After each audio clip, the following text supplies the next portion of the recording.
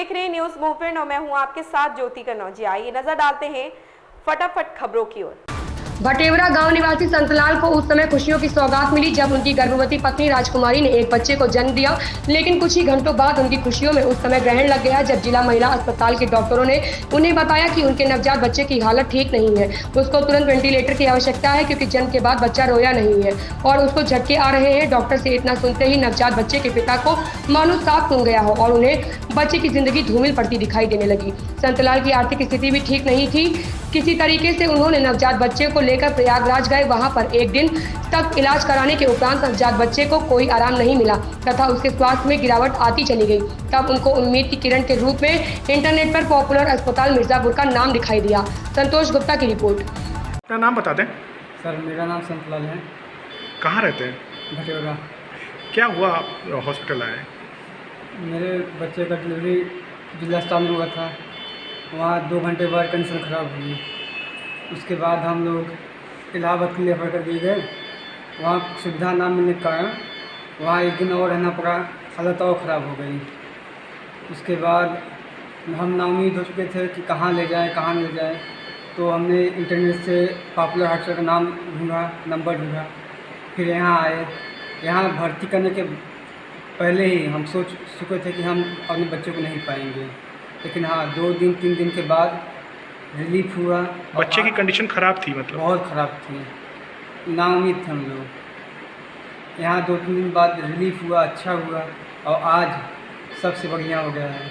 जो कंडीशन थी सही हुआ।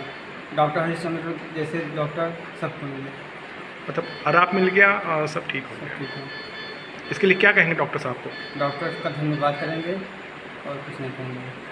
मतलब पॉपुलर में आके आप कौन सा हॉस्पिटल है?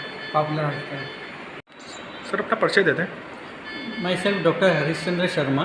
मैं एक पीडियाट्रिशियन हूँ और एज ए न्यूनेटोलॉजिस्ट भी काम करता हूँ। जो छोटे न्यूबॉर्न बच्चे होते हैं उनको भी देखभाल करता हूँ। सर क्या है मामला, क्या है आपने? हमारे पास एक पेशेंट है, बच्चा है जो हमारे पास 1 दिन के बाद आया था। बच्चे का जन्म के बाद बच्चे ने रोया नहीं था और जब बच्चे नहीं रोते हैं तो उसके कारण उनके ब्रेन में हाइपोक्सिक इंजरी हो जाती है और उस इंजरी के कारण बच्चों को दौरे आना और हाथ पैर टाइट होना ऐसी दिक्कतें होती हैं। बच्चा सुस्त हो जाता है, दूध नहीं पीता है और उस हाइपोक्सिक इंजरी का न केवल ब्रेन में असर होता है बल्कि और भी हमारे ऑर्गन अफेक्ट हो जाते हैं, जिसमें मेनली किडनी अफेक्ट होती है। उसके कारण वो सही से काम नहीं करती है, उसके कारण बच्चा पेशाब नहीं करता है, शरीर में सूजन आ जाता है, हार्ट भी अफेक्ट होता है जिससे सर्कुलेशन अफेक्ट हो जाता है। तो बच्चे में ये सारी परेशानी थी। जब हमारे पास आया तो बच्चे को दौरे आ रहे थे, दूध नहीं पी रहा था, सुस्त पड़ा हुआ था, पेशाब नहीं हो रहा था, शरीर में पूरी सूजन थी और इन्फेक्शन भी काफ़ी फैल गया था। ऐसी स्थिति में हमने सबसे पहले बच्चे को मशीन पे रख के उसके जो सांस की तकलीफ़ थी उसके कंट्रोल किया, सीजर की दवाइयों से झटके को कम किया और फिर धीरे धीरे करके इन्फेक्शन जो शरीर में फैला हुआ था उसको एंटीबायोटिक से कम किया।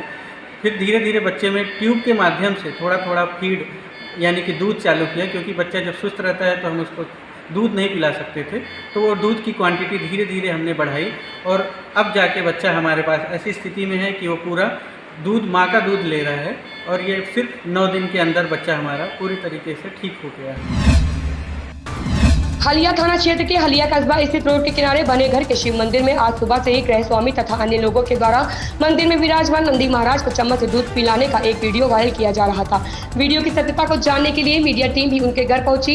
कई लोगों से बात करने के उपरांत छोटे से शिव मंदिर में विराजमान नंदी महाराज को दूध पिलाकर परीक्षण किया गया तो ऐसा कहीं प्रतीत नहीं हुआ कि नंदी जी दूध पी रहे हैं, क्योंकि अगर नंदी महाराज दूध को पीते नजर आते तो बगल से दूध नहीं गिरता, क्योंकि जब लोग दूध पिला रहे थे तो बगल से दूध निकलता भी दिखाई दे रहा था।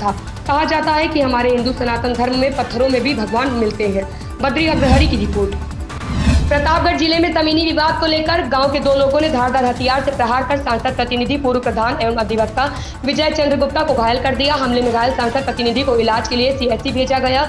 घायल पूर्व प्रधान ने कंधई थाने में घटना की नामजद एफआईआर दर्ज कराकर न्याय की गुहार लगाई है। कंधई थाना क्षेत्र के अंतर्गत पूरे पांडे निवासी अधिवक्ता विजय चंद्र गुप्ता गांव के पूर्व प्रधान होने के साथ साथ प्रतापगढ़ सांसद संगमलाल गुप्ता के पट्टी तहसील के प्रतिनिधि भी हैं तथा जिला न्यायालय में वकालत भी करते हैं। वह मंगलवार को करीब 3 बजे कचहरी से वापस आकर घर के पास मोड़ पर खड़े थे, तभी गांव के 2 लोगों ने उन पर प्रहार कर दिया। जब तक लोग कुछ समझ पाते उन्हें धारदार हथियार से प्रहार कर घायल कर दिया।